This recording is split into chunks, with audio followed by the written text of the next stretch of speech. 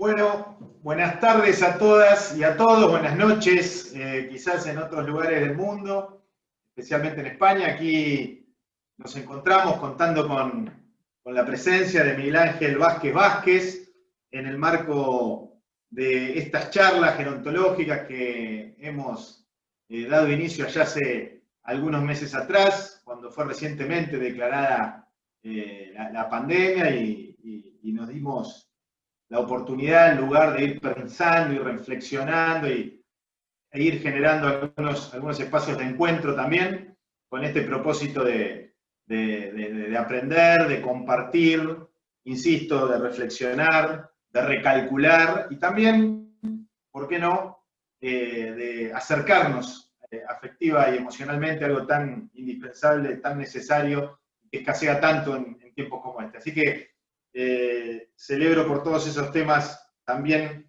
la presencia del doctor Miguel Ángel Vázquez Vázquez, que prontito va a ser presentado por Edgardo y por Micaela, quienes ya también son viejos conocidos de la casa y todos los viernes nos acompañan presentando estos encuentros y coordinando y dirigiéndolo junto con todo el equipo de la Dirección Nacional.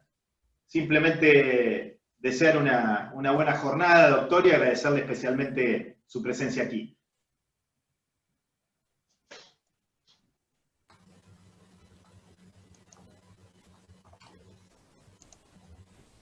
Miguel Ángel. Sí. Bueno, gracias Tomás. Buenas tardes a todos y a todas, buenas noches para Miguel Ángel. En primer lugar, y en el marco de seguir construyendo estos puentes gerontológicos que venimos sosteniendo, estamos terminando una muy linda triada compuesta por ilustres profesionales de vuestro país. Nos han visitado Pilar Rodríguez, Clarisa Ramos Feijó, y en este momento estás vos con nosotros, con lo cual te agradecemos en primer lugar tu generosidad. Utilizamos un eslogan que lo terminamos de definir la semana pasada con un lindo video que pasamos, que la realidad indica que gracias por venir y gracias por estar con nosotros, ¿sí? Y en el marco de agradecerte esta posibilidad de contar con tu vasta experiencia, algunos ejes que me gustaría invocar antes de poder hacer tu presentación. Creo que la experiencia vivida en primer lugar en tu país, que a nosotros nos ha servido mucho como espejo en el marco de la promoción y prevención de este COVID. Comentar que el envejecimiento no lo podemos afrontar solamente del plano sanitario o social. Yo creo que esto nos dio como resultante el gran trabajo que hay que hacer a nivel transversal, por un lado. Por otro lado, estos problemas urgentes que sí o sí ameritan del esfuerzo de todos y de soluciones cada vez más intersectoriales e interdisciplinarias, ¿sí? Y también nos lleva a pensar, a reflexionar y quizás a repensar entre todos los actores involucrados qué tipo de modelo de sistema de cuidados vamos a necesitar post pandemia, ¿no? Entonces, ampliar esta cultura gerontológica, y qué más que tener la oportunidad de poder contar con tu presencia para que nos transmitas esta vasta experiencia transitada, ya que fuiste el primer creador del Centro COVID de Personas Mayores en España. Dicho eso, voy a tener el honor de presentarte. El doctor Miguel Ángel Vázquez Vázquez es médico especialista en geriatría, es presidente de la Sociedad de Geriatría y Gerontología de Galicia, es diseñador, gestor y director del primer centro para pacientes con COVID-19 en España, es profesor asociado de la Universidad de Vigo, es conferencista internacional, autor de más de 30 publicaciones sobre geriatría y gerontología en gestión residencial y de programas para la vejez y la dependencia. Participa en proyectos de investigación y consultoría internacional de la Comisión Europea en países de Latinoamérica. Miguel Ángel, gracias por estar, gracias por venir. La palabra es tuya. Bueno, muchas gracias a vosotros por esta convocatoria que nos permite, bueno, pues estar aquí disfrutando de esta tarde del viernes. La verdad es que seguramente que estoy delante de la gente más interesada en lo que tiene que ver con esta enfermedad y el mundo residencial, porque un viernes por la tarde, a estas horas, ya a las 4:30, la verdad es que uno tiene siempre mil cosas que hacer, así que muchas gracias a todas y a todos por estar aquí escuchándonos. Bueno, gracias al Ministerio de Desarrollo Social, a las secretarías, especialmente a Tomás y a Edgardo por contar conmigo, que para mí es un placer conectarme con esta tierra que tanto quiero, ¿no? Que es Argentina, a la que visito cada vez que puedo y donde tengo como buen gallego, yo soy gallego de Galicia, como buen gallego, pues familia y sobre todo muchos amigos. Así que, bueno, pues muchas gracias. Como yo supongo que todo el mundo estará, bueno, pues con prisa, yo solo voy a hablar 2 horas. ¿Eran 2 horas, Edgardo? No, no eran 2 horas. Bien, pues 20 minutos, 20 minutos. 20 minutos sobre esto que nos convoca, que tiene que ver, la verdad es que es un tema que todo el mundo, seguramente que todo el mundo, todas y todos los que estáis ahí, bueno, pues estáis ya cansadas y cansados de hablar de la COVID-19. Yo, efectivamente, nosotros hemos tenido la oportunidad, un compañero, José Manuel Pazos y yo, de organizar, de poner en marcha 2 centros de referencia COVID en Galicia para personas mayores que vivían en residencias y que estaban contagiadas por la enfermedad. Nosotros pensamos que era la mejor manera de resolver, entre comillas, una situación compleja, ¿no? Y seguimos pensando que esa es la mejor manera. La verdad es que en España la situación ha sido dramática. El gobierno admite a día de hoy que se han muerto más de 20.000 personas mayores en residencias de personas mayores. Nosotros le llamamos residencias de personas mayores, le llamamos centros geriátricos, pero estamos hablando esencialmente de lo mismo. Son lugares donde viven personas que por una problemática física, psíquica o social, o las 3 juntas, no pueden vivir en otro medio y deciden trasladar su lugar de vida de forma temporal o de forma permanente a un centro donde, bueno, el carácter que tiene es efectivamente una institución, aun cuando el sentido ese goffmaniano de institución no nos guste, finalmente es el lugar donde duermen, donde desayunan, comen, hacen su vida fundamentalmente. Y son atendidos por profesionales pues mal pagados, poco reconocidos, yo creo que ya bien formados, y por equipos, como digo yo siempre, plurimulti, intertransdisciplinarios que tratan de hacerle la vida más fácil a los mayores y también de sentirse útiles, ¿no?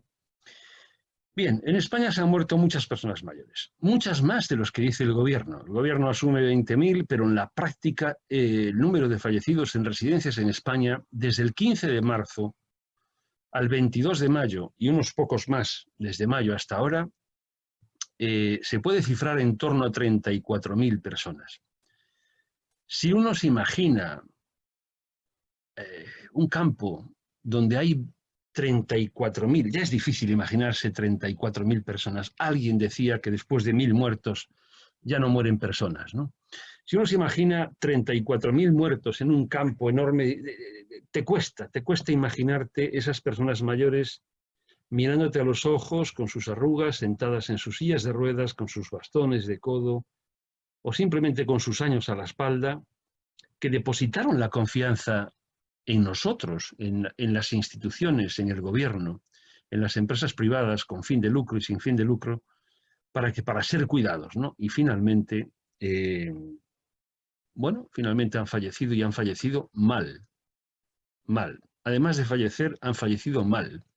Han fallecido atendidos por unos extraterrestres que iban metidos en unos trajes de plástico, con unas mascarillas que prácticamente nos cubrían la cara y nos dejaban los ojos, y los ojos con una pantalla además, con guantes. Había quien se ponía 3 pares de guantes.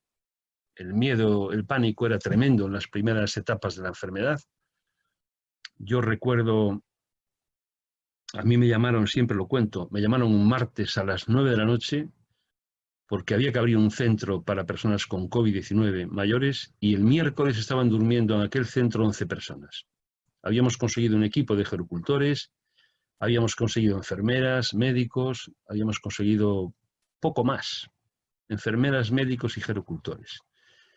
La gente de cocina nos abandonó, desertó, nos dejó asustados por el contagio, ¿no? Y tuvimos que encargar comida sobre ruedas, comida catering. La gente de limpieza del hotel donde estábamos alojados, el equipo trabajaba 7 días seguidos y dormíamos en un hotel que estaba a 200 metros, esos 7 días seguidos, y luego se iba a su casa 14 días. No disponíamos en aquel momento de PCRs, ni siquiera disponíamos de test rápidos.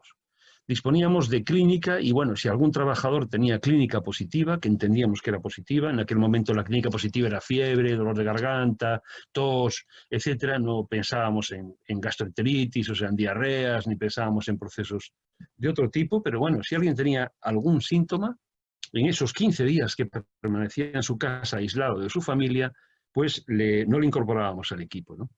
Y si en esos 15 días no tenía ningún problema, volvía al cabo de 15 días y trabajaba una semana. O sea, trabajábamos una semana, descansaban 2 semanas y volvían a trabajar una semana, y este era un poco el régimen de trabajo. Trabajábamos 12 horas seguidas, pero bueno, nadie aguanta metido en un traje, en un equipo de protección personal 12 horas seguidas, con lo cual el límite máximo de permanencia con el traje eran 3 horas y media a 4 horas. Había alguno que aguantaba 4 horas, pero se pasaba mal, se sudaba mucho, etc. Tuvimos que improvisar porque no había nada escrito. El modelo lo sacamos de China. O sea, a mí cuando me llamaron el martes a las 9 de la noche para poner en marcha un centro, al día siguiente me dijeron, tienes todos los recursos, ponlo en marcha. Me llamó el presidente de mi comunidad autónoma y le dije que sí. Y le dije que sí, le dijimos que sí, tanto mi compañero José Manuel y yo, porque había sido nuestra propuesta. Nosotros habíamos propuesto al gobierno que crearan centros de cuidados intermedios para personas que tenían COVID y que vivían en residencias, porque pensábamos que había que evitar fundamentalmente los contagios, porque la mortalidad estaba entre un 11 y un 14%. Es decir, que nosotros creíamos que los mayores no tenían que ser trasladados a un hospital por tener COVID si no tenían síntomas, pero también pensábamos que no podían permanecer en una residencia porque el contagio iba a ser masivo y la mortalidad iba a ser muy alta. De modo que, como no podíamos trasladarles al hospital y no podían estar en una residencia, creamos centros que denominamos centros de cuidados intermedios. Esos centros, como el que estoy yo contando, eran centros donde el régimen de vida era muy parecido a un hogar residencial, a una institución geriátrica, a un centro geriátrico, pero estaban atendidos por equipos médicos y de enfermería las 24 horas del día. Disponíamos de oxígeno que podíamos administrar a altas presiones y el régimen de trabajo en ese centro de cuidados intermedios era idéntico a un servicio de medicina interna de un hospital. O sea, intuitivamente paralizamos, eso fue bien, solo tuvimos una mortalidad de un 5% en las personas que tuvimos ingresadas, un 5%, frente al 11% como mínimo que había en los hogares geriátricos. Por lo tanto, reducimos la mortalidad. El éxito de los programas que reducen mortalidad siempre es muy difícil porque contamos los muertos, no contamos los vivos, ¿no? Un poco lo que os ha pasado a vosotros desde la Secretaría General, desde el Ministerio de Desarrollo Social. Cuando yo hablaba con Tomás hace 2 días, digo, mira, Tomás, probablemente vosotros nunca sabréis lo que habéis hecho, porque contamos los muertos, no contamos los vivos, no contamos el sufrimiento que evitamos, no contamos los contagios que hemos evitado, sino simplemente contamos los contagios y contamos los muertos, ¿no? Bien, tuvimos deserciones también del equipo de enfermería. La segunda noche el equipo de enfermería que iba a estar se fue, también asustado, y yo me quedé 2 noches de médico y de enfermero, curiosamente, en aquel centro. No tuvimos ningún contagio. Eso es una fortuna, hemos tenido mucha suerte, mucha suerte. En el primer centro que se montó en España, el equipo de trabajo, que era un equipo de trabajo al que aprovecho una vez más para felicitar, aunque no me escuche nadie, de los que trabajaban conmigo probablemente, porque fue lo mejor que me ha pasado en mi vida. Dirigir un equipo de gente que podía trabajar con COVID, que se jugaba en aquel momento su salud, que se podía jugar la salud de su familia, que iba a estar trabajando en un centro 12 horas diarias, 7 días, y luego se iba a ir a su casa, aislado 15 días, era un equipo que merecía, desde luego, todo mi aplauso. Y creo que el aplauso de todos. Como vosotros, con vuestros equipos, también merecéis ese aplauso, ¿no? Bueno, eso fue así. Cerramos el centro el día 22 de mayo porque no había ya más contagios. España estaba confinada en aquel momento y unos días después cerramos el segundo centro que habíamos abierto en Santiago, donde sí hubo contagios. Mi compañero, el director del centro, también se contagió. Estuvo hospitalizado por una neumonía y muy a punto de que le ingresaran en la unidad de cuidados intensivos porque tenía un proceso respiratorio bastante grave, ¿no? No tuvimos ningún fallecido entre el personal, pero sí tuvimos en ese segundo centro, hemos tenido contagios. Bueno, la experiencia fue buena. Curiosamente ya los americanos están publicando los primeros resultados con este mismo enfoque, o sea, están sacando a los positivos de las residencias geriátricas y los están trasladando, ellos los trasladan a hospitales de cuidados mínimos. Nosotros, como no teníamos hospitales de cuidados mínimos, habilitamos centros de cuidados intermedios, que fue prácticamente lo mismo. Yo supongo que después de que los americanos publiquen estas cosas, el mundo entero hará lo que dicen los americanos, porque suele ser así, ¿no? ¿Cuál es la situación a día de hoy? Bueno, a día de hoy en España tenemos un rebrote, tenemos una segunda oleada, más que un rebrote, una segunda oleada. Y curiosamente volvemos a cometer los mismos errores.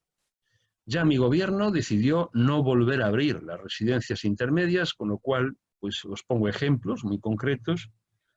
Los 2 centros en los que hemos tenido más contagios hace 2 semanas, en el primer centro arrancó con 52 contagios por un trabajador que había asistido a una fiesta familiar. Tenemos que decir que el mayor riesgo, obviamente, son los trabajadores en las residencias, o sea, los mayores solos no se infectan porque alguien viene de fuera a infectarles, y la culpa no es de ellos, la culpa es del coronavirus, sin duda alguna, pero bueno, el que lo traslada no es una persona mayor, es un trabajador. 53 positivos y al cabo de una semana tenían pues 130 y se murieron 18.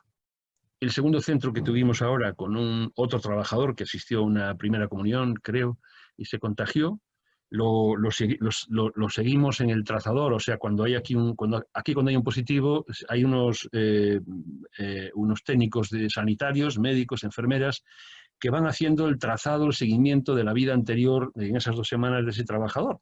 Entonces, ese contagiado había estado en una reunión familiar, se hizo PCR a los que tuvieron la reunión familiar. Dentro de los PCR positivos había un cuidador de personas mayores que trabajaba en esa residencia, se hizo PCR a toda la residencia, había 13 casos positivos entre personas mayores, a día de hoy hay 139 y ya van por 5 muertos, por 4 o 5 muertos. O sea, la evidencia científica está demostrando que la única solución que tenemos ante un PCR positivo en una residencia, a una persona mayor, es sacarlo de ahí. Porque si lo dejamos ahí, el contagio es casi seguro. ¿Qué podemos hacer para evitar los contagios? Porque hay que asumir que los centros geriátricos no están en islas aisladas de la comunidad. Por tanto, si hay virus en la comunidad, habrá virus en la residencia. Esto es un hecho. O sea, si en el lugar en el que vives hay coronavirus, en esa residencia va a entrar sí o sí coronavirus y por tanto vas a tener contagios. Y si tienes contagios, vas a tener muertos. Yo creo que estamos aquí porque queremos evitar esos muertos. Yo tengo una presentación que quería compartir con ustedes, con vosotros. Voy a ver si puedo compartirla. Supongo que es esta. Sí, es esta. Bien, bueno. En vez de ir para arriba, ahí está. Experiencias COVID. Bueno, ¿qué estamos haciendo nosotros? Nosotros pensamos lo siguiente. Nadie sabe más que tú mismo de tu centro y de las posibles respuestas para evitar contagios. Es decir, yo no vengo aquí a contaros nada que vosotros no sepáis. Es más, parto de la base de que los que más sabéis de vuestro centro sois vosotros. es probable que nunca sepamos lo suficiente. Es probable que este escenario de compartir experiencias nos aporte al menos alguna reflexión o quizá algún aprendizaje. Yo desde luego no sabía nada y sigo sin saber o sabiendo poco de lo que ocurre ante el COVID. Pero sí que tengo claro una cosa. Nadie hace lo que no sabe hacer. Es obvio. Nadie puede hacer lo que no sabe hacer. Y si lo hace por casualidad. Y si lo hace por casualidad, a veces no sale bien. Segunda reflexión. Es más fácil copiar que inventar. Estaréis de acuerdo conmigo en que el que copia y copia bien en el mercado de industrial le llaman benchmarking. O sea, el que copia bien lo hace bien. En el mundo de la investigación y la ciencia decimos que el que copia mucho investiga. O sea, el que copia a varios autores, el que copia a un autor plagia y el que copia a muchos investiga, decía un amigo mío, ¿no? Segunda cuestión que recojo de Gonzalo Berzosa, que es otro buen amigo psicólogo, y dice que entre todos, por mucho que tú sepas, entre todos sabemos más. Por tanto, la segunda reflexión ante una crisis que llega a los centros es que nadie sabe más que nadie. Una de las cosas que ha conseguido esta crisis ha sido democratizar la gestión. Pues antes el director sabía mucho, directora, ordenaba y mandaba. Y ahora en las crisis es el equipo el que toma decisiones. ¿Por qué? Porque hay profesionales que pintaban poco en los centros, como era el personal de limpieza, que se ha vuelto clave en esta crisis, ¿no? El personal de limpieza de repente es tan importante como lo puede ser el médico, como lo puede ser la enfermera o como lo puede ser el cuidador, agricultor. ¿Por qué? Porque ellos son los que van a evitar seguramente la transmisión de la enfermedad. Pero el concepto que tiene nuestro personal de limpieza es de limpieza. No es un concepto de asepsia, no es un concepto de higiene sanitaria. O sea, el personal de limpieza entiende que si limpia medianamente bien, el virus se puede ir. Y no, hay que trabajar con concentraciones altas, de 20% de clorito, nosotros le llamamos lejía, no recuerdo cómo le llamáis vosotros, no recuerdo la palabra. Bueno, 20% de concentración, hay que dejar unos minutos que eso haga efecto y luego secar, ¿no?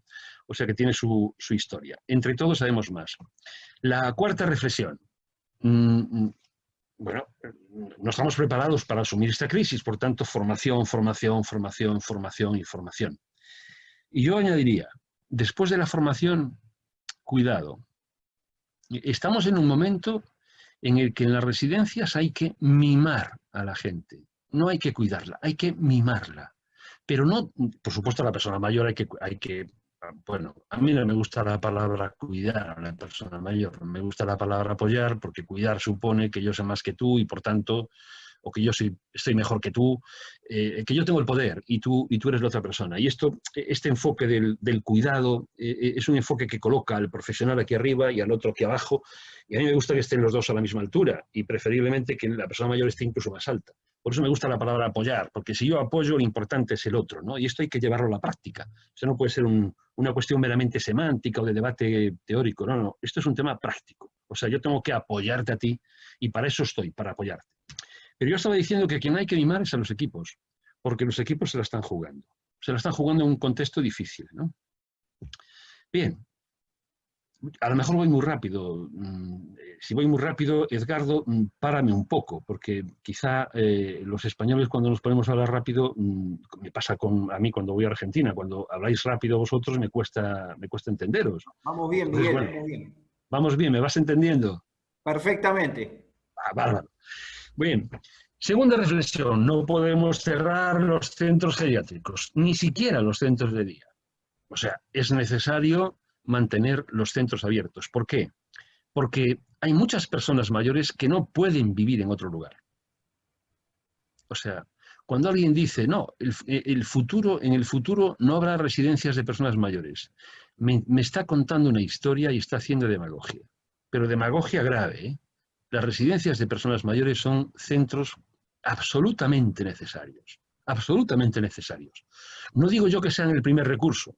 Antes tendremos ayuda a domicilio cuando hay domicilio, ayuda a domicilio, teleasistencia, centros de día, etc. Pero los centros residenciales son tan necesarios que muchas personas que quieren cuidar a sus padres, a sus madres, a sus familiares. No pueden hacerlo, pues porque la vida ha cambiado y no voy a entrar en esta cuestión ahora. Por lo tanto, hemos de asumir riesgos. Esta es una necesidad absoluta. Espera que se me fue. Esta no es la presentación que yo quiero poner. ¿Qué pasa aquí?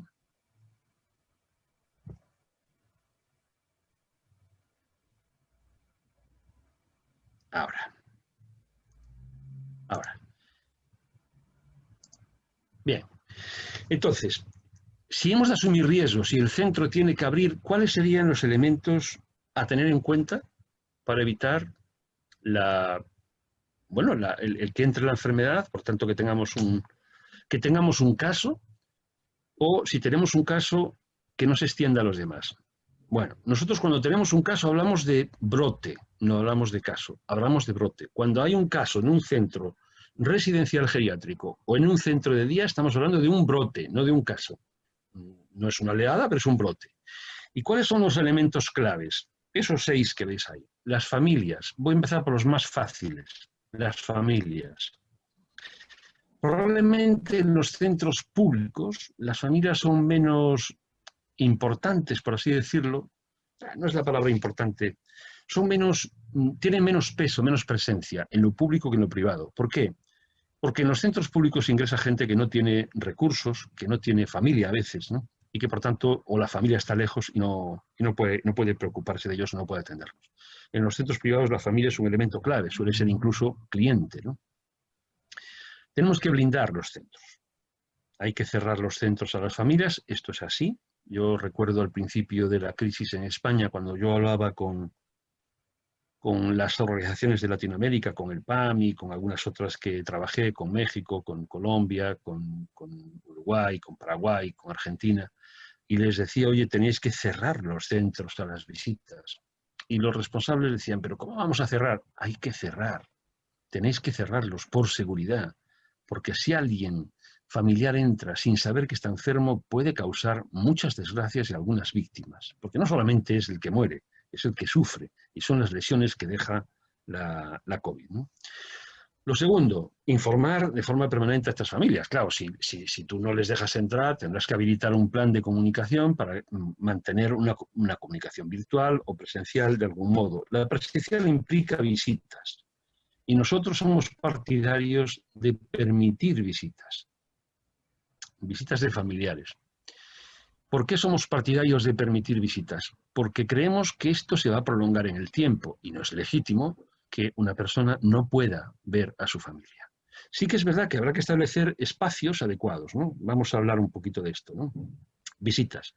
Os invito a que copiéis alguno de los protocolos que hay por ahí. Si no los encontráis, pues yo os los puedo facilitar 2 o 3 links donde están colgados protocolos de visitas, que define cuántas. Bueno, pues en realidad se permite una visita a la semana de un familiar, siempre el mismo, como en un lugar preferentemente exterior, controlado, a 2 metros de distancia entre el familiar y la visita con mascarilla, el familiar la visita con mascarilla, la persona mayor con una mascarilla si puede ser FFP2. ¿Cuánto tiempo? Media hora como máximo. En algunos países solo permiten 15 minutos. Colombia solo permite 15 minutos. En España permitimos 30 minutos.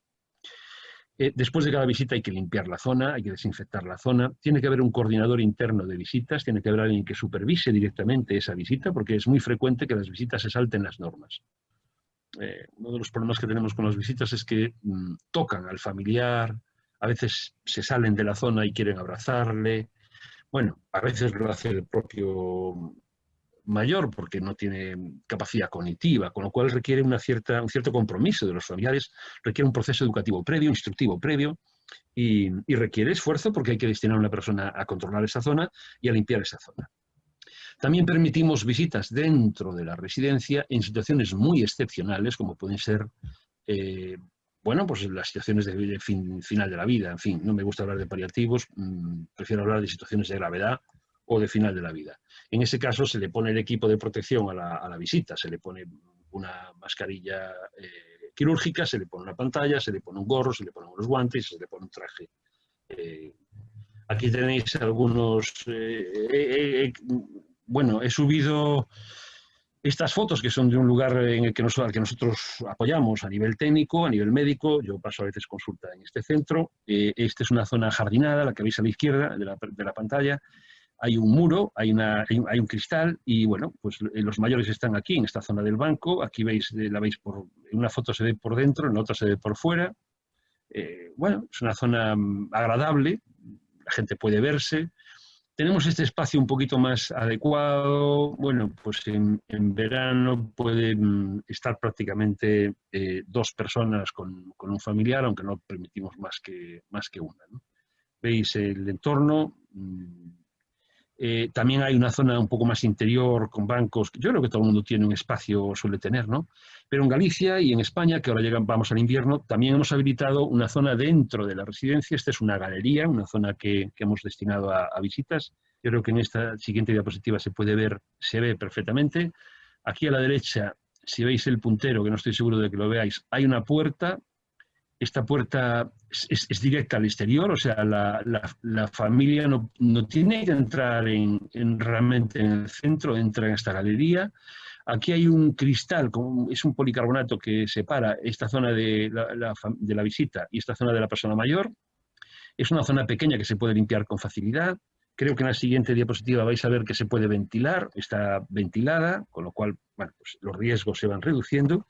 Y también tenemos otra zona para la gente que tiene más dificultades, para estar en una silla, una zona un poquito más cómoda, en la misma galería, donde pueden estar compartiendo un espacio. Bien, las salidas de las personas mayores de las residencias. Bueno, es un conflicto de derechos. O sea, es obvio que las personas mayores pueden salir de la residencia, salvo que haya una normativa del país que impida que esto sea así. En nuestro país, las personas mayores pueden salir de la residencia. Pueden salir de la residencia para ir a tomarse un café, para ir al notario, para ir a una gestión bancaria o para ir a donde quieran. Y esto sí que es un peligro. Las personas que salen al exterior sí que pueden ser un peligro. Esto está protocolizado, definimos también un poco todo esto y le sugerimos a los familiares que procuren no sacar a las personas mayores de la residencia porque las ponen en riesgo a ellas, pero además ponen en riesgo a otras, ¿no? Entonces, no es legítimo.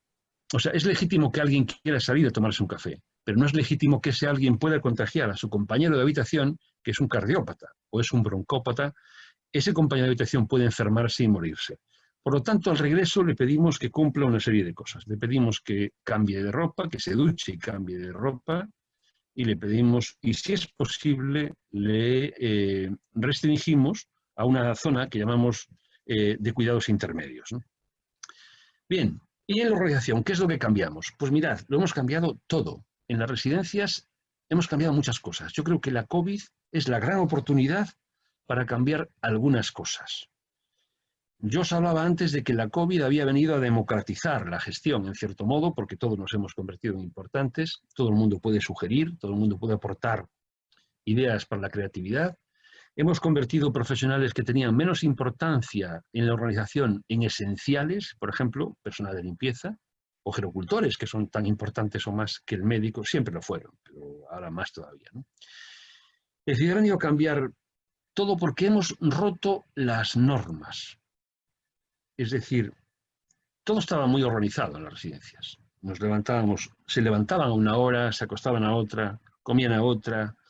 Y todo era así, o sea, si no llegabas al comedor a las 8 de la mañana o a las 9 de la mañana no comías porque era tarde, ¿no? Y ahora todo es mucho más flexible, o sea, la gente, es más, esos comedores grandes los hemos roto en comedores pequeños, o sea, hemos decidido que tienen que comer a 2 metros de la próxima persona, con lo cual los comedores que teníamos para 90 personas, pues al final se han quedado para 40 o para 30 personas. Entonces hemos tenido que establecer turnos. Hemos habilitado comedores en lugares que no estaban pensados para comer, o sea, en espacios, yo qué sé, pues de paso, incluso alguna residencia habilitó comedores pequeños en baños geriátricos que no se utilizaban mucho, ¿no? Y hemos convertido esos pequeños espacios en lugares de vida, ¿no? La gente con creatividad ha puesto plantitas en esos comedores, han puesto cortinas, han puesto manteles de cuadros, han puesto una velita, los han decorado de tal manera que se han convertido como en restaurantes pequeños, ¿no? O sea, pensad en vosotros cuando vais a un evento, a una boda, a un matrimonio, a un casamiento, y hay esos comedores enormes que sales como con la cabeza loca. Y esos comedores chiquititos que vas a esos restaurantes pequeños donde tú puedes hablar, no hay mucho ruido, comes mejor, la gente come mejor, la gente come más, la gente está más agradable, la gente está más tranquila, ¿no? Bueno, pues hemos cambiado todas estas cosas, ¿no? Hemos sectorizado.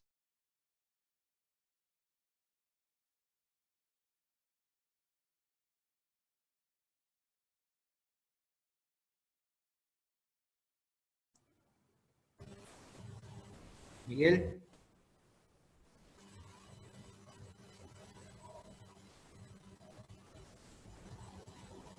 Esto es lo más importante. Hola, hola, hola. Miguel, ahí volviste, a ver. Acá te escuchamos bien ahora. A ver, probá, Miguel. Miguel. Internet. A ver, ¿ahora me veis? Ahí sí, ahí sí.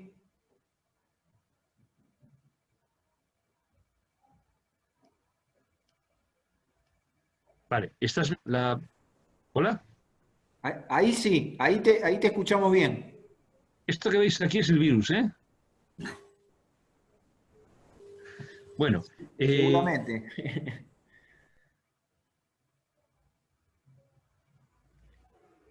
Lo perdimos. Ahí se volvió a cortar, ¿eh? Cris, ¿me escuchás? Sí, sí. Es una cuestión de su conexión a internet, así que vamos a esperar que se normalice. No sé si él nos debe estar escuchando, quizás. Así que... Hola. Te perdimos, Miguel, ¿eh? Hola. Hola, hola. Estamos teniendo problemas en España. ¿Me podéis oír? Sí, ahí sí. Pero Ahí sí. cortado te escuchamos, Miguel. A ver ahora. ¿Y ahora? ¿Hola? Ahí sí, A ahí ver. sí. Ahí sí. Bueno, a ver si nos deja la conexión a internet. No sé dónde quedasteis escuchando. Que alguien me diga dónde quedasteis. ¿Cuánto tiempo estuve hablando solo? Estabas hablando comenzando con esta diapositiva. Bien. Estaba contándoos que hemos convertido espacios destinados para otras cosas en espacios de vida. ¿Eso lo oísteis? Sí, sí. El tema de comedores pequeños, cómo la gente articuló esos espacios que no estaban pensados para comedores, cómo fue dotando... Exactamente. ¿Sí? Bien. Sí. Perfectamente. Bueno, el problema que tenemos con... Hay como dos... Yo diría... No, se va, se pierde. Qué lástima, sí. Esperemos a ver si puede sumarse. Únicamente que deje de compartir pantalla. A ver si deja de compartir pantalla en una de esas. que en las residencias, en esta situación...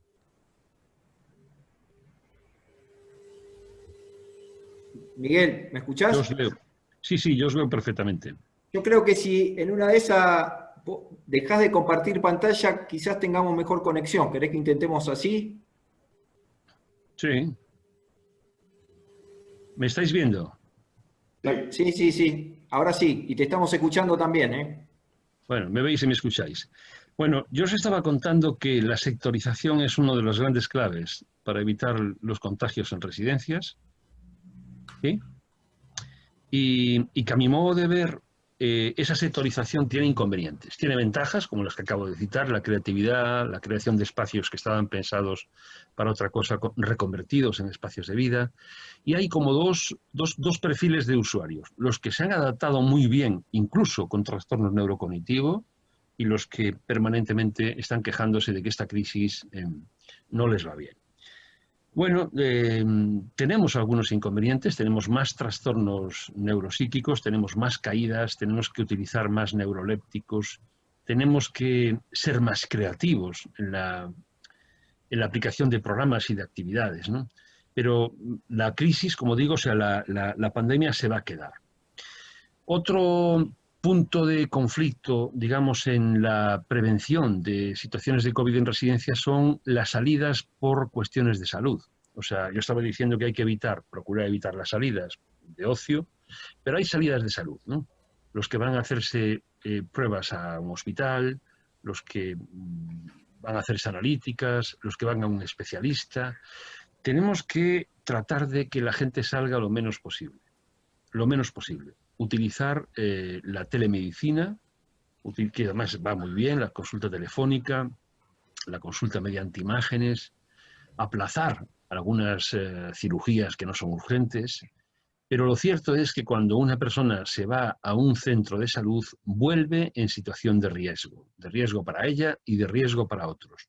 Nosotros, cuando alguien permanece en urgencias o ingresa en el hospital, le dejamos en situación de aislamiento. Si ingresa en el hospital, exigimos que al regreso traiga una PCR negativa del mismo día o de 48 horas. Y aún así le dejamos 5 días en aislamiento. O sea, con PCR negativo lo dejamos 5 días. ¿Por qué 5 días? Porque sabemos que a veces las PCR se hacen en ese periodo ventana, que son 4 días, según la literatura científica, y entonces después del 5.º día le repetimos la PCR, y como a veces no podemos repetir PCR, pues le dejamos en aislamiento 4 o 5 días, 5 días como mínimo, estoy diciéndolo mal, 5 días como mínimo, y si no tiene síntomas, entonces ya lo incorporamos a la planta o a la zona normal, ¿no? La otra área clave, hemos hablado de familias, hemos hablado de usuarios, vamos a hablar de profesionales. Los profesionales son el elemento de mayor riesgo en la residencia en este momento. O sea, las personas que trabajan en residencias viven y como tal salen a la calle, toman transportes públicos, están con su familia, están con sus amigos, participan en eventos sociales, entierros, comuniones, bodas, bautizos, etcétera, y se van a tomar copas. O sea, al final, y tienen derecho a hacerlo. Y claro que tienen derecho a hacerlo. Se van de vacaciones. Nosotros le hacemos PCR a todos los trabajadores nuevos que incorporamos en la residencia. Es decir, un contrato nuevo de un trabajador tiene que traer una PCR negativa. Pero también hacemos PCR a los que se van de vacaciones. Cuando vuelven le hacemos una PCR. No le podemos hacer PCR a los que se van de fin de semana. No tenemos esos recursos. Nos gustaría, pero no tenemos ese recurso. Entonces, a los que se van de fin de semana les hacemos un cuestionario epidemiológico. La gente, cuando viene a trabajar todos los días, le pasamos un cuestionario epidemiológico. No le medimos la temperatura, ¿eh? Antes lo hacíamos con un lector a distancia, ahora no lo hacemos. Le hacemos un cuestionario epidemiológico en la que le pedimos que nos informe si ha tenido fiebre, dolor de cabeza, tos, si ha convivido con un COVID, etcétera, ¿no? Bueno, hay como un seguimiento diario, como una encuesta epidemiológica, ¿no? Y hemos hecho con todos los trabajadores un contrato legal en el que ellos se obligan a mantener determinadas actitudes higiénicas y a informar un poco de esta situación. Pero también hacemos un contrato ético. El contrato ético no es un contrato firmado, es un contrato entre tú y yo. O sea, yo creo que los cuidadores de personas mayores saben perfectamente que si se contagian pueden matar a otra persona. Lo que le pedimos es que lo tengan en cuenta, nada más. Si alguien tiene un evento familiar inevitable y tiene que ir a una boda, a un bautizo o lo que sea, le pedimos que nos lo diga y procuramos que trabaje en una zona de menor riesgo de contagio, si es posible, ¿no? Es cierto que hay algunos trazadores ya en el mercado, hay algunas aplicaciones informáticas, incluso gratuitas, apps, que te permiten, tú llevas tu teléfono celular, activas la Bluetooth, o sea, bajas la aplicación, activas la Bluetooth y controla a otras personas que también tienen la aplicación y que están a menos de 1,5 metros de ti. De tal manera que si tú tienes un contagio y no lo sabías, en las 2 semanas anteriores podemos saber cerca de quién has estado trabajando, ¿no? Procuramos, eso sí, que cada trabajador trabaje con muy poca gente. O sea, la sectorización implica esto, ¿no? Que un trabajador trabaje con un número determinado de personas. Yo iba en el compartir pantalla a poneros pues alguna... para que veáis que es muy sencillo, ¿eh? O sea, tampoco tiene... Creo que lo veis aquí en esta diapositiva. No tiene mucha historia, es una encuesta epidemiológica en la que le preguntamos cosas como las que veis aquí, si tuvo falta de olfato, si ha estado con una persona COVID, si tiene alguna sospecha, etc. Y en la institución, mirad, siempre en las instituciones cuando hay crisis nos empeñamos en buscar culpables. O sea, hay COVID en una residencia, se muere alguien, la culpa la tiene el director, la culpa la tiene el que hay poco personal, la culpa la tiene que es una residencia privada. Todo esto es mentira. O sea, cuando el coronavirus entra en una institución, la culpa no la tiene ni el director, ni el trabajador que entra asintomático. Raramente esto es así. La culpa la tiene la enfermedad. Pero tenemos que asumir que la pandemia está generando más costes de gestión. Nosotros calculamos, yo en el trabajo que hago como consultor, estimo que aproximadamente por cada 100 plazas, la COVID ha supuesto un gasto en España de unos 100 y algo mil euros, es decir, unos 100.000 dólares. Podríamos decir que en las residencias de 50 plazas, la COVID ha supuesto un gasto añadido de 50.000 dólares. Y esto tiene que asumirse. ¿Por qué? Porque ha de asumirse. O sea, no podemos pensar que podemos trabajar de la misma manera que trabajábamos cuando los días eran más claros. Tenemos los días oscuros y tenemos que trabajar de otro modo. Bien, es necesario un plan de comunicación con el exterior, ¿no? Yo creo que si tenéis en alguna residencia COVID, lo que yo creo que la comunidad agradece es que seáis muy transparentes, no solamente con las familias hay que comunicarse todas las semanas, por lo menos una vez, ¿no? Con todas, ¿sí? O sea, no vale comunicarse con el familiar principal, porque a veces tienen algunos conflictos familiares. Hay que comunicar a toda la familia qué está pasando, sobre todo si hay un cambio de estado en una persona, ¿no? Porque la COVID la enfermedad se comporta de un modo muy raro, ¿eh? A mí me dice todo el mundo, oye, tenemos mucha gente positiva, pero no tuvieron ningún síntoma. Sí, la mayoría de la gente no tuvo ningún síntoma, pero entre el 11 y el 14% se mueren.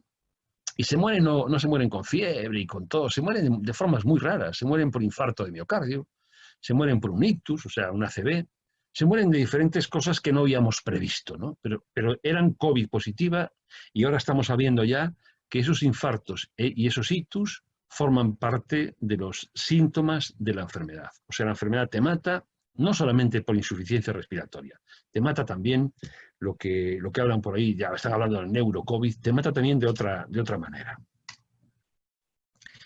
Bien, yo terminaría aquí y me presto, por supuesto, a lo que queráis preguntarme. Quería subir esta referencia, no quiero cargaros de referencia, pero esta sí, esta me gusta porque está colgada en esa página web, además en la pantalla, o sea, si abrís la web de Agent and News, sale esta noticia, ¿no?, en la que se presenta uno de los primeros artículos ya de Pfizer que demuestra que el separar personas positivas que viven en residencias de las residencias reduce enormemente la mortalidad de los que quedan y de los que se van. Es decir, trasladar a centros de cuidados intermedios a personas mayores con COVID que viven en residencia reduce la mortalidad de ellos mismos y evita la enfermedad en los otros. Por lo tanto, tenemos casi todas las cartas para jugar bien, y si no jugamos bien es porque no queremos.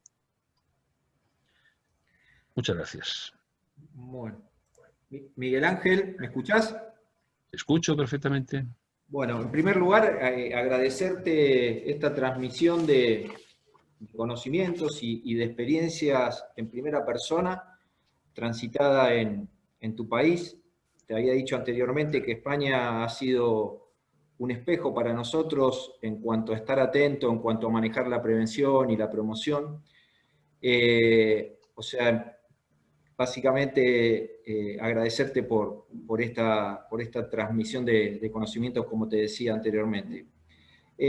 Algunas cuestiones que me llevan a la reflexión y quizás para poder abrir el abanico de preguntas. Yo decía que quizás escuchándote a vos, nosotros vivimos en una sociedad que es muy afectiva, muy afectuosa con la gente, y estamos muy acostumbrados a los abrazos. Entonces comparaba esta expresión de estos tiempos que hay de visita, de media hora, de 15 minutos, y de no poder abrazarse, y hacía una analogía con empezar a aprender a caminar nuevamente, ¿no? Donde quizás el reto más importante es situar la temática del envejecimiento realmente en una agenda de gobierno que sea transversal desde lo sanitario, pero también desde lo social, con todos los actores y todas las profesiones involucradas, inclusive la institución familia, ¿no? Quizás consultarnos también qué lugar ocupa nuestra sociedad, porque en una sociedad donde hay cada vez más viejos, tenemos cada vez menos geriatras. Y quizás preguntarnos si la geriatría o la enfermería, antes de que suceda todo esto, estaba encuadrado dentro de una segunda clase, ¿no? Quizás cosas para reflexionar.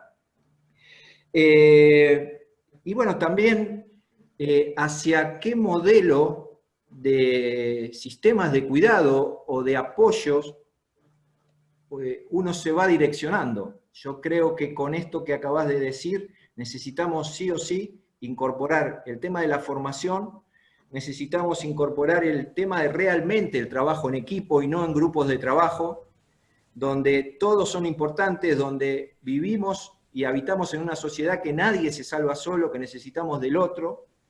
Digo, cosas que nos han dejado como aprendizaje. Y el tema de la ética profesional, ¿sí?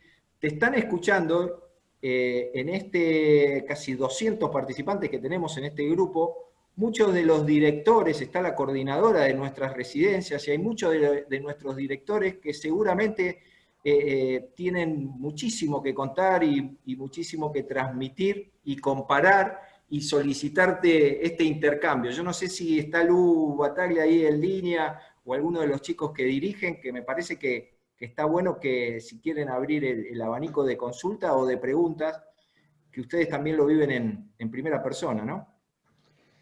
Muchas gracias, Edgardo. Yo creo que comparto lo que dices, ¿no? Estoy viendo el chat y en el chat hay un montón de gente, veo incluso que está ahí gente de México, del Colegio de Geriatras de Nuevo León, la doctora Marta Valdivia, quien saludo especialmente porque tuve con ella también al principio de julio una charla. Yo creo que planteaste 3 o 4 cuestiones importantes. ¿La geriatría era de segundo nivel y pasa a estar de moda? Sí, sí. La cuestión es si esta moda es buena o mala. Un amigo mío dice que es bueno que hablen de ti aunque sea mal, ¿no? Bueno, yo creo que están hablando mal de las residencias, en general. No creo que las residencias hayan salido a los medios de comunicación como artífices de nada. Yo creo que, una vez más, salimos a los medios bajo la lupa y bajo un periodismo amarillista que no nos deja quedar bien. También tengo que decir que esta segunda oleada, que por cierto la vais a tener, o sea, no bajéis la guardia porque la vais a tener, o sea, la vais a ver, porque la vais a ver en vuestra comunidad. En el momento que tengáis positivos en la comunidad, vais a tener positivos en la residencia, seguro. Bien, en esta segunda oleada ya no es culpa de las residencias. En España ya los medios de comunicación tan amarillistas, con titulares tremendos, ya están siendo conscientes de que no es un problema de las residencias. A ver, yo tengo que deciros que yo trabajo en residencias hace 30 años. He sido director de una residencia pública grande de 300 personas, del Inserso. El Inserso era una de las entidades más conocidas que había en España y creo que además conocida internacionalmente, sobre todo en el mundo latinoamericano o iberoamericano, ¿no? Y sigo trabajando. He trabajado en residencias pequeñas, en residencias grandes, en residencias públicas, en residencias privadas y sobre todo he desarrollado mucha acción de consultoría, de apoyo en acciones de mejora. O sea, hay muchas organizaciones que me contratan para que trabaje con sus equipos en mejorar las cosas, ¿no? Aquí he trabajado mucho en Chile, en Argentina, en Uruguay, en Paraguay, en fin, en Colombia, etcétera, ¿no? Y fíjate, yo creo que el mundo todavía no asume que el futuro son las personas mayores. Hoy ya no es noticia cumplir 100 años, ya no es noticia. O sea, tenemos que meternos en la cabeza que vosotras, sobre todo vosotras, las que me estáis escuchando, es probable que de las 200 personas que me están escuchando, 18 o 20 cumplan más de 100 años. O sea, ya están haciendo los que van a vivir, 120 o 130 años. Y esto no lo digo yo. O sea, esto lo dicen investigadores que tienen un peso específico que no vamos a discutir, gente que recibió el Premio Nobel de Medicina. O sea, vamos a vivir, las generaciones que están naciendo van a vivir 120 años. Por lo tanto, va a haber personas mayores.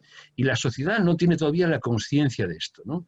Yo cuando hablo con los mayores y hablo de prevención de envejecimiento y me llaman para hablar de medicina preventiva, lo primero que hago es tratar de introducir en la cabeza a la gente que van a vivir muchos años, que aunque tengan 85 años, van a vivir todavía muchos años. Todavía se pueden echar una novia o un novio, o pintar la casa, o cambiar las cortinas de la cocina, o cambiar el auto. ¿Entendéis? O sea, esto es clave, que la gente tenga la conciencia de que va a vivir, porque si tiene la conciencia de que está vivo, vive, y si vive, probablemente se mueve, y si se mueve, probablemente no está quieto, y si no está quieto, mejora, y está haciendo prevención.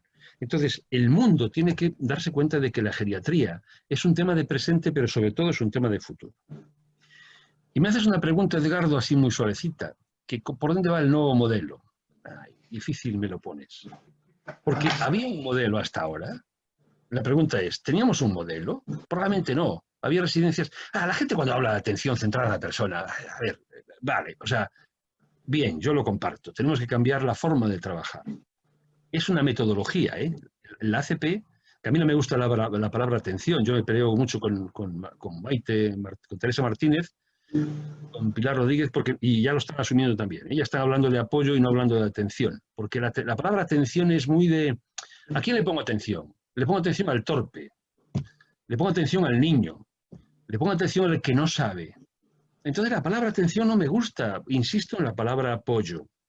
Porque si yo apoyo, lo importante eres tú. Yo estoy para apoyarte. Dime cómo quieres que te apoye. Dime lo que te gusta. Porque si no, no puedo hacerlo. Si yo no puedo, es que yo estoy para apoyar lo que te gusta. No lo que me gusta a mí. Si yo cuido, yo soy el que determino qué es lo que hago.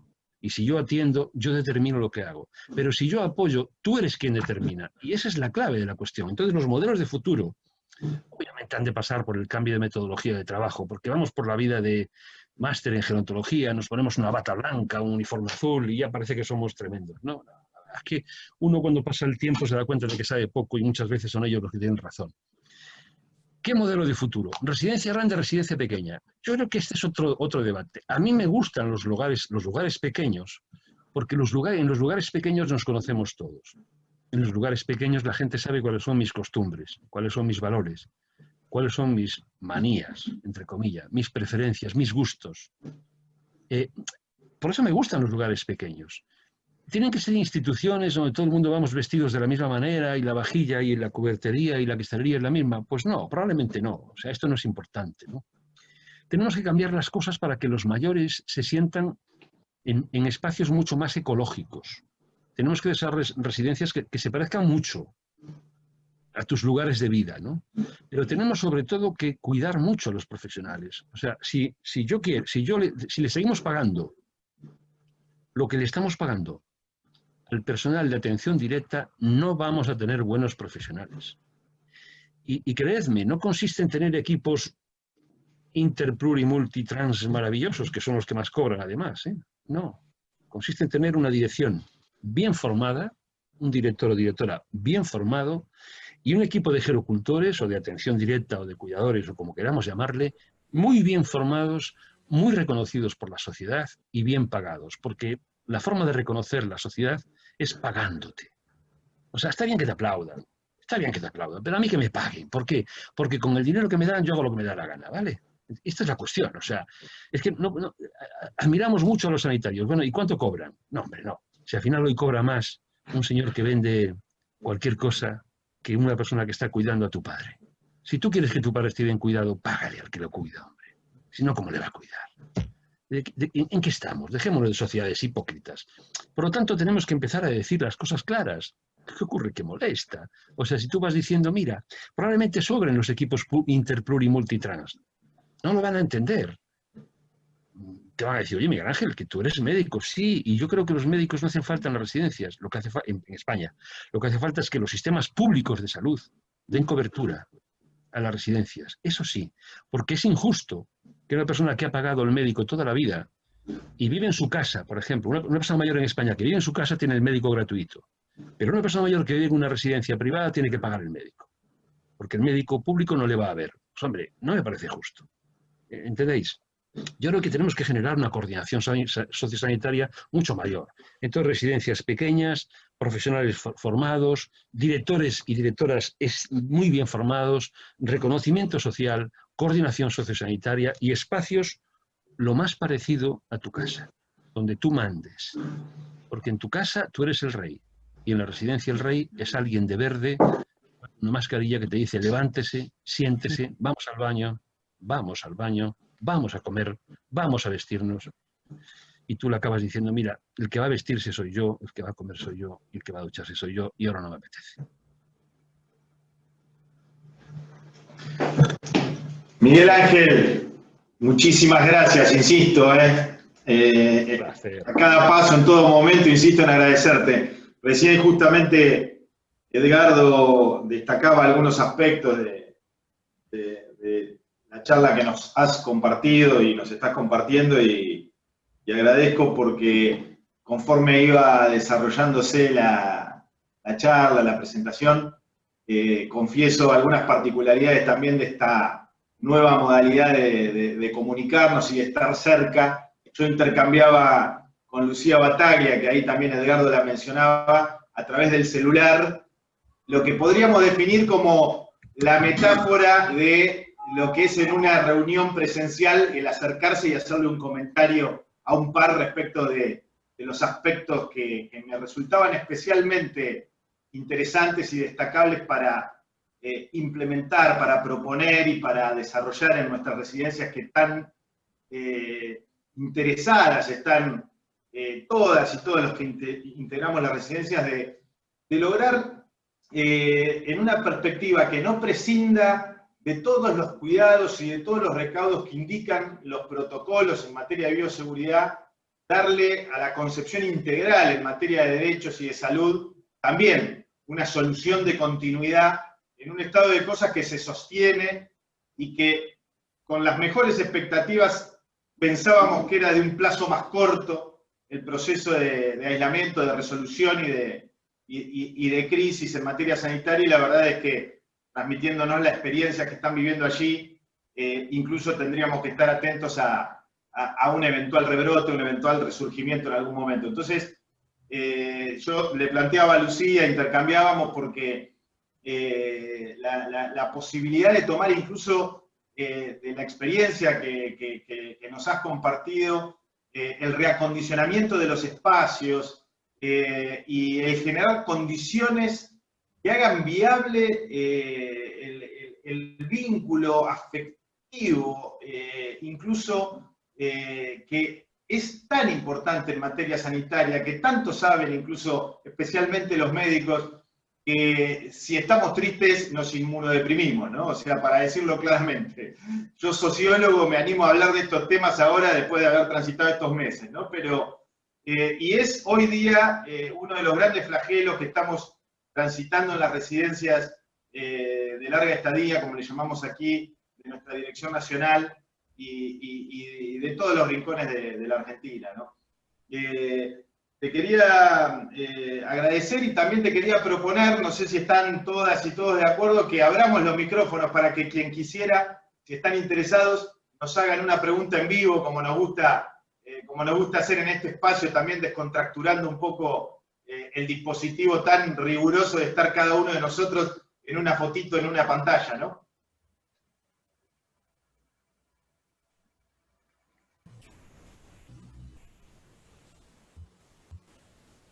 Ahí la escucho a Lu. Bueno, primero agradecer profundamente a Miguel Ángel Vázquez Vázquez, porque plena generosidad desde la transmisión que nos hizo y desde la humanamente, la postura, ¿no? La humanidad y la humildad. Y eso es de los grandes y eso es de generosidad. Así que primero un agradecimiento muy grande, muy grande. Gracias, porque la verdad que a nosotros nos viene excelente, muy bien, porque esto también es acompañamiento y no sentirnos solos. Y lo otro que quería comentar porque tiene que ver con esto, que los grandes, y escuchar estos discursos humanamente, es sumamente importante, porque una de las cosas que a nosotros nos sostuvo y nos sigue sosteniendo, porque estamos ¿no? Estamos en plena pandemia, nos sigue sosteniendo es todo un equipo de trabajo, que están muchos de los coordinadores de las residencias, y también de equipos de trabajo de las residencias, y lo que nos sostuvo y nos sigue sosteniendo es esto, ¿no? El valor humano que todo ese equipo tiene. Y la verdad que con fracasos y aciertos y con muchas dudas siempre, y con muchas reflexiones conjuntas, desde el director que conduce desde ese lugar, y desde cada uno que está en la trinchera y está en las residencias. La verdad que esto es, más allá de que todo el tiempo, tratando de formarnos, porque nos agarró con un saber desconocido.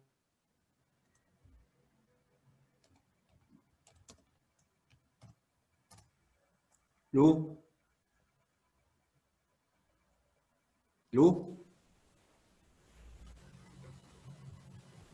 Un discurso de mensaje, que además de saber, un saber humano, y yo creo que en estos tiempos es importante. Agradezco profundamente.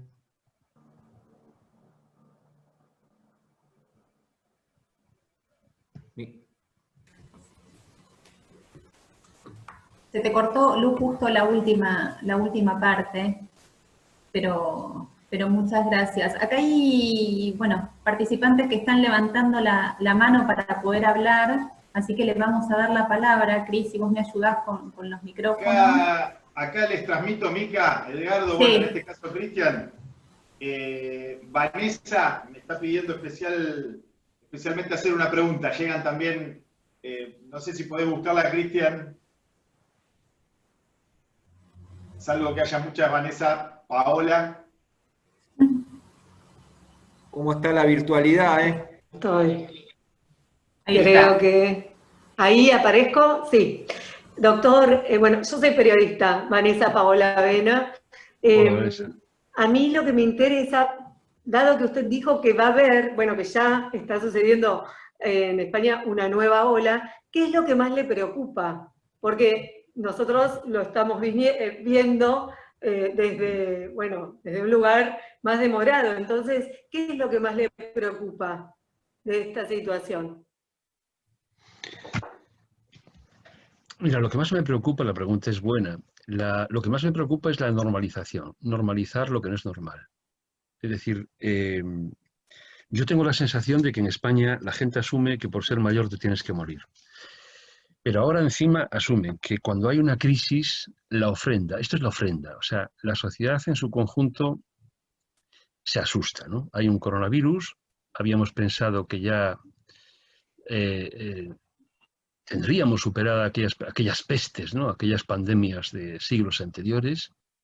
Teníamos una medicina reorientada y pensada para la cronicidad, y de repente viene un virus que trastoca nuestro sistema sanitario, trastoca nuestro sistema económico, trastoca nuestra forma de vida, nuestro mundo relacional. Decía Edgardo que nuestra proxémica, nuestros abrazos, ¿no? Fíjate, yo una de las cosas que más añoré, y probablemente esto nunca lo dije, en esos 29 días, pues estuve 29 días metido en ese hotel y en esa residencia, trabajaba en el centro de cuidados intermedios porque los equipos se iban, pero yo me quedaba. Nos quedábamos el doctor Pérez Martín, que era el director de procesos asistenciales, y yo, y estuvimos ahí metidos 28 días. No terminamos dándonos abrazos de casualidad, ¿no? Porque es que lo que más añoraba yo, de verdad, que era el abrazo. Sí, era el abrazo, o sea, el contacto físico con alguien, o sea, es que era impresionante el hambre de decir, bueno, me voy a abrazar a mí mismo, ¿no? O sea, por eso entiendo, ¿no?, que no se puede tener a las personas mayores sin abrazos de sus seres queridos, ¿no? Y es duro tenerlos así. Y probablemente esto cause un daño psíquico en algunas personas con deterioro cognitivo que sea irreversible, ¿no? Entonces, la sociedad, en ese pánico y en ese cambio que ha supuesto esta pandemia, de alguna manera ha ofrendado la muerte de las personas mayores. Es decir, asume que es una pandemia y que el virus se tiene que llevar a alguien. Y en esa especie de arquetipo del inconsciente, cede en ofrenda a las personas mayores y cede a los mayores que viven en residencias.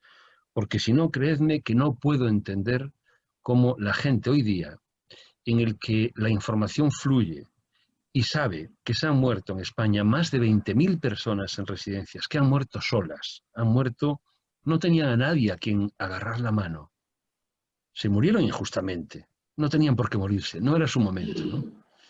Y se han muerto y no ha habido ni un debate, los intelectuales, los tertulianos, los sindicatos, las universidades, la academia en general, los partidos políticos, nadie dice nada. Si en vez de morirse, digo yo siempre, ¿no? 20.000 personas mayores en residencia, se murieran 200 niños en un colegio, tendríamos seguramente la dimisión del presidente del gobierno. Pero digo otra cosa, mira, si en vez de morirse 20.000 personas se murieran 1.000 emigrantes, 1.000 personas de LGTB, en fin, yo qué sé, tendríamos un debate social tremendo. Los mayores no interesan porque los mayores son una ofrenda, la gente ofrenda a los abuelos. Si se mueren los abuelos, mis abuelos, no se mueren mis padres. No me muero yo. Y eso es normalizar, ¿sabes? Estamos normalizando lo que no es normal. Ese es mi mayor miedo. Ese ha sido mi mayor temor y ese ha sido mi mayor enfado a lo largo de esta crisis. O sea, yo creo que España, ¿no? Yo he trabajado toda la vida por la calidad de vida de las personas mayores. He sido geriatra, soy geriatra, y yo me esforzaba para que la gente no tuviese una úlcera, que estuviese bien nutrida, que estuviese feliz. Le medíamos todo. Le medíamos la felicidad, el ánimo, la depresión, nos hartábamos de desarrollar herramientas de medida, yo diseñaba, rediseñaba, y al final viene una crisis y todo se cae como un castillo de naipes. Y se mueren los mayores y los geriatras somos parte también, parte de la culpa. O sea, no sé, Vanessa, si respondo a tu pregunta, Sí. pero es una reflexión que es profunda, ¿no? Y por tanto le agradezco mucho esa pregunta. Gracias. Mica, ¿tenés alguna pregunta? Rosa Campos quería hacer una pregunta, que levantó la mano. Sí, acá estoy. Muchas gracias y antes de todo darle muchísimas gracias al doctor Vázquez. La verdad que es un placer poder escucharlo. Y la pregunta que yo le quería hacer es en relación al modelo de cuidados que tenemos hoy en las residencias.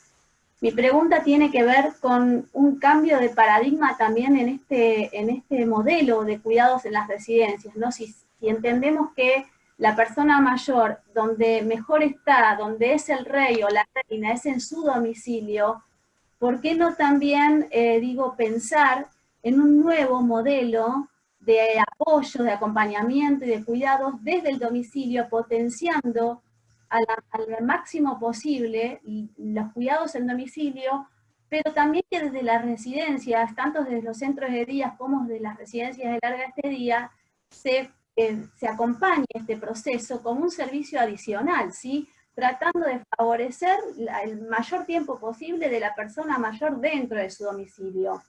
O sea, lo que digo es, dentro de este cambio de modelo, si en España, por ejemplo, están pensando en fortalecer o potenciar los cuidados del domicilio, ¿sí? Sí, muchas gracias. Bueno, a ver, a estas alturas de la tarde, que ya va a ser las 5 o las 6 menos 20, el que tengo que agradecer soy yo, porque que estéis ahí escuchando un viernes, de verdad que es para agradecer. O sea, que yo feliz. Bueno, la cuestión que me haces es una cuestión buena, ¿no? En la medida que tengamos dinero, que tengamos recursos, que tengamos plata para hacer ayuda a domicilio, yo bienvenido, pero hay que pensar algunas cosas, ¿no? ¿Qué domicilios? En primer lugar, ¿no? Muchos domicilios no reúnen las condiciones apropiadas, ¿no? En segundo lugar, la ayuda domiciliaria es muy cara, muy cara. Es decir, llevar a un trabajador al domicilio, probablemente ni la sociedad española ni la sociedad argentina en este momento y en los próximos 10 años pueda permitírselo. Porque la ayuda a domicilio tiene que ser suficiente. Es decir, no vale con prestar 2 horas o 4 horas. Claro, los nórdicos, que tienen muchos recursos porque pagan muchos impuestos, prestan incluso 24 horas de ayuda a domicilio. O sea, cuando alguien se rompe una cadera, se le rehabilita en el domicilio, se le ayuda en el domicilio. Nosotros no podemos hacerlo porque no tenemos esos recursos. O sea, en primer lugar, domicilios, ¿qué domicilios? En segundo lugar, es caro. Y en tercer lugar, ¿qué profesionales mandas a un domicilio? Si tú mandas un profesional bien formado, no puedes pagarle lo que le estás pagando. Porque al final acaba siendo un servicio doméstico, es decir, una ayuda a domicilio de bajo nivel.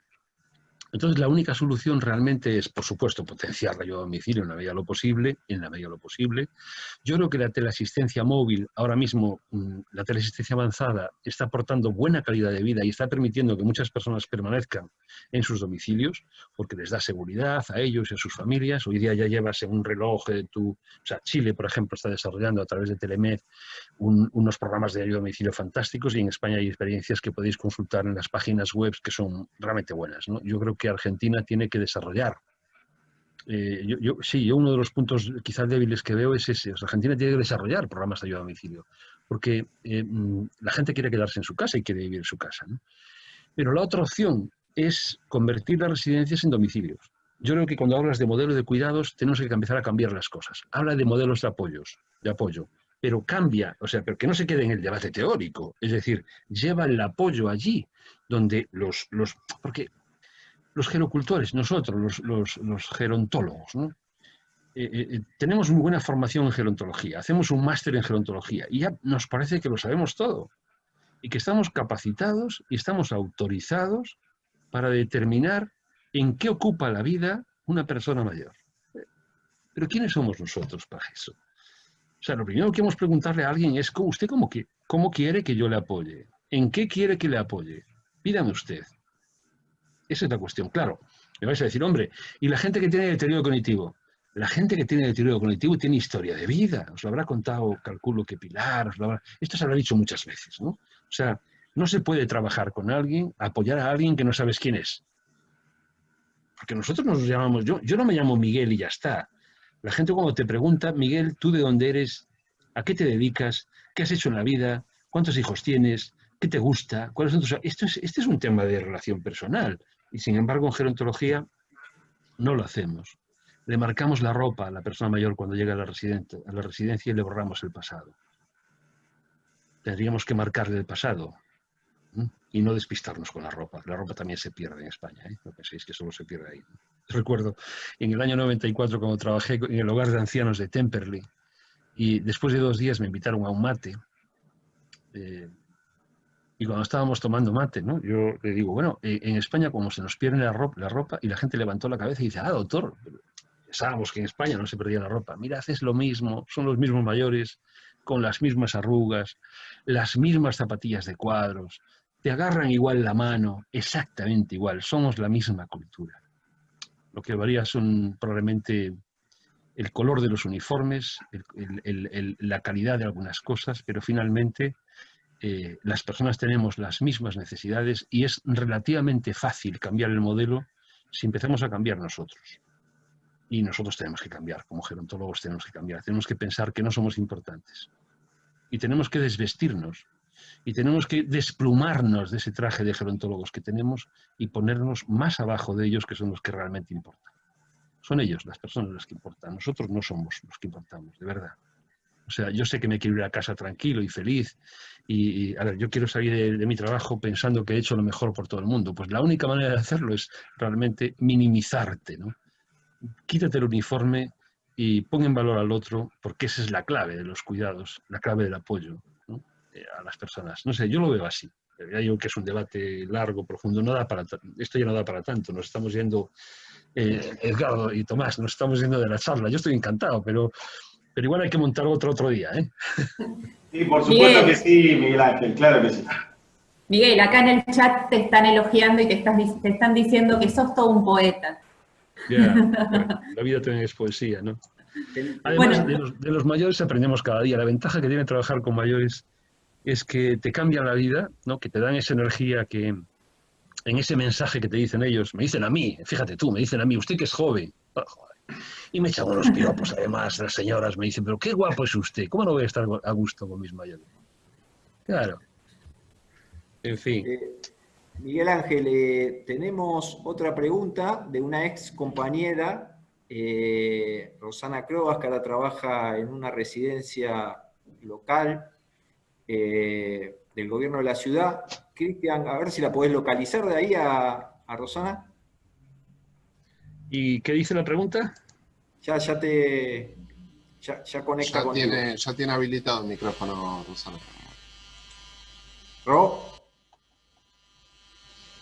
Rosana.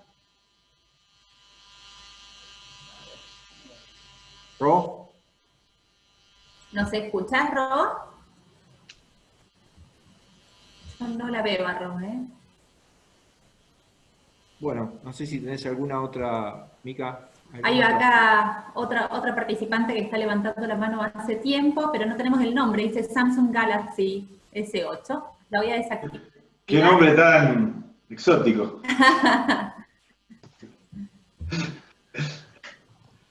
¿De dónde la encontramos? Hola, Ahí hola, está. ¿me escuchan? Escúchenme, de verdad que por mis ganas de entrar rápido, entré sin nombre. También, a ver si puedo. Ok, a ver. Aló, ¿me escuchan?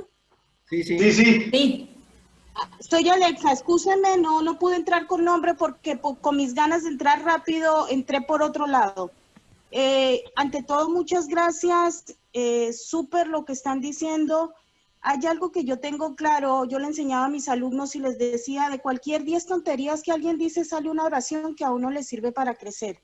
Lo que dice el doctor Pesa, que es verdad, uno no puede estar diciendo voy a hacer y no hacemos nada. Aquí estamos esperando, por ejemplo, yo no tengo la manzana completa, estoy haciendo un curso para poder presentar un proyecto a nivel gerontológico. La idea no sería solamente si mandan a los asistentes gerontológicos, si amplían las cosas. Yo pienso que las cosas ya están montadas y de las desgracias salen siempre cosas muy buenas. Y ya es el momento de preguntar, ok, no lloremos tanto sobre la leche derramada, hay tiempo para llorar, pero ahora sequémonos las lágrimas, ¿qué sigue? Tenemos grandes líderes, los he visto en varios grupos. La pregunta es, nosotros vamos detrás de ustedes porque nosotros no tenemos la manzana completa, ustedes tienen muchas herramientas. Yo me sigo preguntando hace tiempo, ¿qué es lo que vamos a hacer? Habla de Amia, perdónenme, los nombres me los estoy aprendiendo. Habla el profesor Virgilio, que lo amo, quiero decirle que lo amo. Pero yo siento que hay muchos líderes y ¿cuándo vamos a comenzar? No tenemos que esperar a que la pandemia se vaya, vuelva, quede. Ya nos dejó muchas cosas positivas. Yo lo miro así, no lo puedo mirar de otra forma. ¿Cuándo vamos a comenzar a empoderarnos de lo que ya nos está mostrando la pandemia a futuro para los ancianos en todos los lugares? Lugares ya existen. Yo pienso que los abuelos no quieren estar encerrados, perdón la palabra abuelos. Los adultos mayores no quieren estar encerrados, quieren que los lugares que ya existen, como los centros día aquí en Argentina, comiencen a evolucionar con todo lo que le dan a ellos, en alimentos, en cultura, en música, en artes, en todo. O sea, ¿cuándo vamos a empezar? Es mi pregunta. Yo estoy aquí para servir en el proyecto que ustedes quieran. Tengo un proyecto que no he podido presentar porque no sé de quién agarrarme, pero mi pregunta es, los que ya tienen proyecto, han escuchado tanto, porque es que la cabeza se revienta con poquito, yo me imagino que a ustedes está que se les revienta con tanto. ¿Cuándo vamos a empezar y qué es lo que vamos a hacer? Sigo preguntándome eso desde que llegué a Argentina. Pues empieza cuando quieras. No, estoy preguntándole a los líderes que están aquí, ¿cuándo vamos a comenzar? ¿Cuándo? Aquí estoy, lo que me digan que hay que hacer. Que levanten la mano los líderes de la reunión. Te pregunto tu nombre, primero porque no lo has escrito, pero quisiera saberlo para hablarte amigablemente. ¿Cómo es? Gracias. Me excusé al principio porque no podía entrar y porque no pude colocar mi nombre y entré por otro lado. Soy Alexa. ¿Cómo me dijiste que no te escuché? Alexa. Alexa, un gusto en saludarte. Bueno, en principio...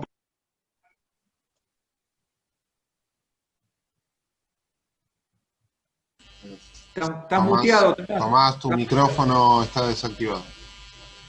Ahí está. Ahora sí. Te decía, Alexa, en principio me parece un interesante exhorto, un interesante planteo. Entiendo concretamente que, como lo señalaba Miguel Ángel, con mucha simpatía y amabilidad también, cada uno empieza cuanto antes, empieza cuando pueda, empieza cuando quiera. Pero entiendo también que hay distintos niveles de responsabilidad, distintos niveles de conducción, distintos niveles de organización institucional, y que claramente, Alexa, tu planteo, tu pregunta también es un exhorto en el sentido positivo, ¿no? Un reclamo y una propuesta a la acción. Sinceramente, en mi modesta condición de persona, independientemente del cargo que ocupo como director nacional, entiendo que hemos empezado, que estos encuentros también son empezar, son aprender, son transitar, y que incluso tu participación aquí con nosotros también es una buena manera de que empecemos todos ahora contigo también aquí, planteando esta clara propuesta motivadora. Yo me animo, digamos, con toda modestia, pero también con todo compromiso, a señalar que todos los días empezamos algo nuevo, básicamente en este proceso de permanente aprendizaje.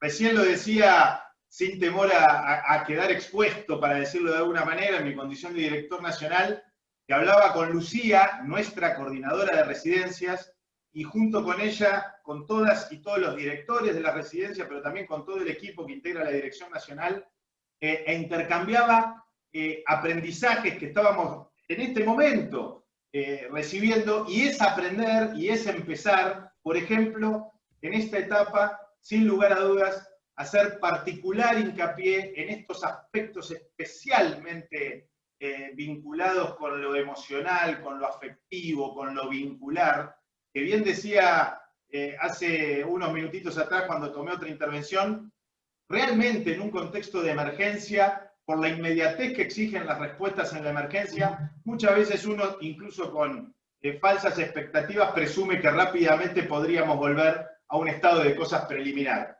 Entiendo que estamos accionando, que estamos actuando, incluso, lo digo también sin temor a equivocarme, el estado de situación en el mundo y especialmente también en la Argentina es dramático, pero que todas las experiencias que hemos podido recibir a partir de los intercambios y a partir de la dedicación que le hemos dado a escuchar, a atender y a aprender, nos está permitiendo transitar en este momento en la Argentina un estado de cosas que en las residencias de larga estadía, tanto del sector público como del sector privado, los resultados siempre duros, siempre dramáticos, porque estamos hablando, como decía el doctor, de contar menos muertes, pero estamos hablando siempre de seres queridos que no están. La verdad es que a los fines estadísticos, como se hace muchas veces en contextos como este, nos encontramos en escenarios mucho menos desfavorables de lo que hubiésemos esperado, por lo que veíamos en otros países. Y concretamente creo que eso también es caminar y empezar juntos, ¿no? Desde luego, Alexa, que también admito y acepto la imposibilidad de tomar todos los proyectos en simultáneo, pero por supuesto que aprovechando este encuentro, te propongo que nos digas de qué modo podemos contactarnos contigo para que nos mandes tu proyecto también, ¿no? Porque esa es la idea, ¿no? Pero me tomé el atrevimiento de dar respuesta a esto porque para mí estamos todo el tiempo comprendiendo, aprendiendo y empezando de alguna manera algo que nos enseña esta experiencia para la que nadie estaba preparado, hay que decirlo también. Mica, creo que recuperamos a Roxana. A ver, Cristian, si la podés... Está sin audio, Ro, ¿eh? No, pero recién reactivó, ¿eh? Sí, por eso. Perdón, está con el audio abierto. A ver, Ro. Te escuchamos. Ah. No, no te escuchamos, Ro. Bueno, fue el segundo intento. Yo creo que para ir redondeando, son casi las 11 de la noche allá en España. Miguel Ángel debe estar... no, aún me da tiempo a cenar. Voy a cenar ahora, me están esperando. Después de toda el endulce en los oídos que le hicieron, una pregunta más y cerramos, no sé qué le parece. Cuando queráis, cuando queráis. ¿Hay alguna pregunta? Bueno, Tomás, ¿querés ir cerrando? Dejadme que salude, voy a saludar como en televisión, ¿no? Oye, dejadme que salude. ¿Cómo no? No, quiero saludar a todos los que nos... no, una vez más, a todos los que están escuchando. Yo veo el chat, hay mucha gente escuchando y agradeciendo, hay mucha gente conocida. Por ahí está Lía, está Silvia, que acaba de incorporarse, está Aide ahí en Córdoba, está la compañera de México. Bueno, yo quiero despedirme sin más preguntas, pero quiero aprovechar antes de despedirme para agradecer a la Dirección Nacional que nos convoca por esta oportunidad, pero quiero agradeceros sobre todo lo que habéis hecho en este tiempo, porque hace 2 días Edgardo y Tomás me contaban un poco lo que habían puesto en marcha, cómo lo habían vivido, qué procesos habían tenido, y creo que este esfuerzo, ¿no?, que habéis hecho, como decía antes, no se cuenta el número de muertes, se cuenta el número de vivos, y yo soy geriatra, soy gerontólogo, por tanto lo que se haga, ¿no?, que tiene que ver con mi vida, que son las personas mayores, la razón de ser de mi vida profesional son ellos, ¿no? Así que no puedo menos que agradeceroslo de corazón, agradeceros lo que habéis hecho, agradeceros a vosotros que estáis escuchando en este viernes por la tarde, y ojalá de estas 10 oraciones que yo fui contando que os sirvan más de una, si pueden ser 2 o 3 mejor. Y nada, en el Facebook por ahí o en el correo electrónico, en LinkedIn, estoy a vuestra disposición. Visitad la página web del Ministerio de Sanidad en España y algunos protocolos muy interesantes que tienen que ver con visitas, etcétera, que me preguntabais. También en la página web de la Sociedad Española de Geriatría y Gerontología, de la que formo parte, tenéis algunos protocolos muy interesantes. Yo creo que se pueden copiar, se pueden adaptar. Si queréis páginas web un poquito más avanzadas, bueno, en Estados Unidos hay 2 o 3 grupos de trabajo de COVID en residencias, que podéis también bajar algunos protocolos. Los ingleses también han tenido serios problemas y tienen también protocolos. O sea, hay mucho escrito, muchísimo escrito, y yo comparto lo que decía Edgardo, asumo la reflexión de Alesa de que hay que avanzar, hay que moverse. Si puede ser dentro de 5 minutos o mañana, mejor. Pero siempre uno espera que sea el otro, ¿no?, el que tome la iniciativa. Tomarla vosotros, ir cambiando las cosas, ir empezando a reflexionar en grupo sobre lo que tiene que ver con conceptos clave en la atención a personas mayores, que van de la atención al apoyo, y haciendo pequeños los centros grandes. O sea, yo dirigía un centro de 300 personas y estuve 3 años trabajando lo que llamamos la sectorización cuando no había coronavirus. Probablemente ese trabajo de 3 años tuvo su fruto, ¿no? Y hoy la gente que trabaja en ese centro está más feliz que estaba hace 5 años, ¿no? Porque en el fondo todos queremos estar más felices y es lo que buscamos. Nada más, Edgardo. Perdona que te haya robado este tiempo, pero bueno, valía la pena también el que pudiera agradeceros lo que hacéis y agradecer a todos el tiempo que le han dedicado a esta charla. Miguel, antes de pasarle la palabra a Tomás y a Mica, despedirme, decirte que te agradecemos en mi nombre, digamos, los 200 participantes, pero más que nada me quiero quedar con una... Si te tengo que decir una sola palabra, tenés un corazón tan humilde por esta transmisión de conocimiento que fue tremendo. Es pura pose, no hagas caso. No, y me quedo con algo que dijiste vos, que hablaba del cuidado y del apoyo, pero que había que mimar a la gente. Y creo que cada uno de los que estamos escuchándote, hoy nos has mimado a todos. Así que un abrazo fraternal y agradecerte por tu solidaridad. Gracias. Y ya que estoy, te mando un beso. Gracias, Miguel Ángel, gracias, agradecidísimo, gracias por la sensibilidad, especialmente por eso. Realmente es eso lo que agradezco profundamente. Muchísimas gracias, Miguel Ángel, y por supuesto que extiendo el agradecimiento a todas y a todos los aquí presentes, a los equipos de asistencia directa, a los equipos técnicos, a quienes han hecho posible este encuentro,